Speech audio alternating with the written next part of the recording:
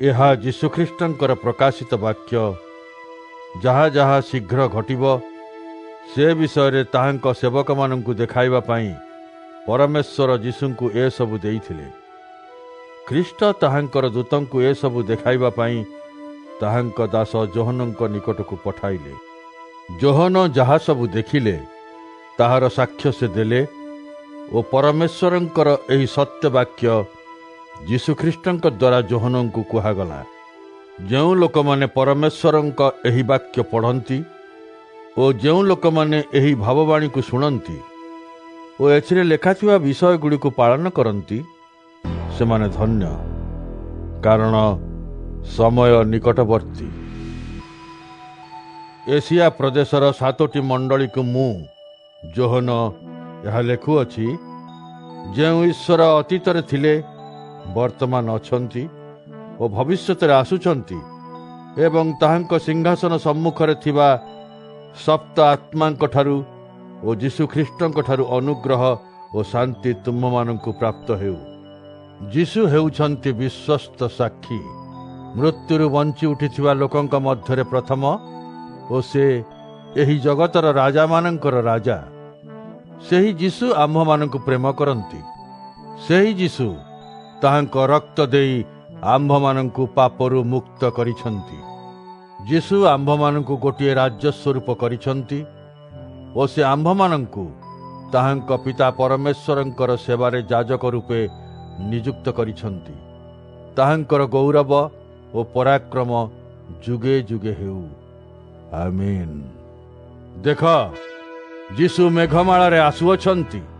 ପ୍ରତ୍ୟେକ ଲୋକର ଚକ୍ଷୁ ତାହାଙ୍କୁ ଦେଖିବ, ଏପରିକି ତାହାଙ୍କୁ ବିଦ୍ଧ କରିଥିବା ଲୋକମାନେ ମଧ୍ୟ ତାହାଙ୍କୁ ଦେଖିବେ। ଏ ପୃଥିବୀର ସବୁ ଜାତିର ଲୋକମାନେ ତାହାଙ୍କ ଆଗମନରେ ଉଚ୍ଚ ସ୍ୱରରେ ରୋଦନ କରିବେ। ହଁ, ଏହା ଘଟିବ। ଆମେନ୍। ପ୍ରଭୁ ପରମେଶ୍ୱର କହନ୍ତି, ମୁଁ ଆରମ୍ଭ ଓ ଶେଷ, ଆଲଫା ଓ ଓମେଗା।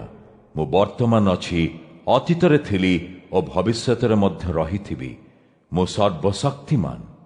ଯୀଶୁଙ୍କ ଦୁଃଖ ଭୋଗ, ରାଜ୍ୟ ଓ ଧୈର୍ଯ୍ୟରେ ତୁମ୍ଭମାନଙ୍କର ସହଭାଗୀ ଭାଇ ମୁଁ ଯୋହନ, ପରମେଶ୍ୱରଙ୍କ ବାକ୍ୟ ପ୍ରଚାର ଓ ଯୀଶୁଙ୍କର ସାକ୍ଷୀ ହେବା ହେତୁ ନିର୍ବାସିତ ହୋଇ ପାତ୍ମଦ୍ୱୀପରେ ଥିଲି। କାରଣ ମୁଁ ପରମେଶ୍ୱରଙ୍କର ବାକ୍ୟ ପ୍ରଚାର କଲି। ମୁଁ ଯୀଶୁଙ୍କ ବିଷୟରେ ସାକ୍ଷ୍ୟ ଦେଲି। ପ୍ରଭୁଙ୍କ ଦିନରେ ପବିତ୍ର ଆତ୍ମା ମୋତେ ସମ୍ପୂର୍ଣ୍ଣ ରୂପେ ଅଧିକାର କରିନେଲେ। ମୁଁ ହଠାତ୍ ପଛପଟୁ ଗୋଟିଏ ଉଚ୍ଚ ଶବ୍ଦ ଶୁଣିଲି। ଏହି ଶବ୍ଦ ତୁରୀନାଦ ପରି ଥିଲା।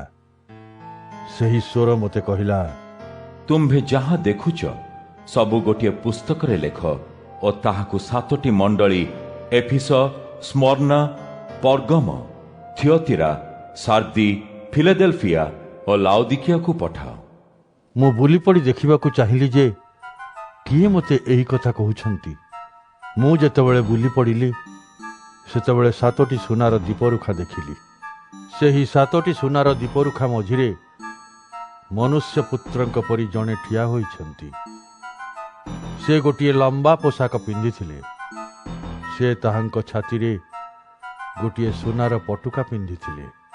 ତାହାଙ୍କ ମୁଣ୍ଡ ଓ ବାଳ ଶୁଭ୍ର ପଶମ ଓ ହିମ ପରି ଶୁଭ୍ର ଥିଲା। ତାହାଙ୍କ ଆଖି ଅଗ୍ନିଶିଖା ପରି ଦେଖାଯାଉଥିଲା। ତାହାଙ୍କ ପାଦ ଯେପରି ପିତ୍ତଳ ନିଆଁ ଭାଟିରେ ଦେଖାଯାଏ ସେହିପରି ଶୁଦ୍ଧ ଦେଖାଯାଉଥିଲା।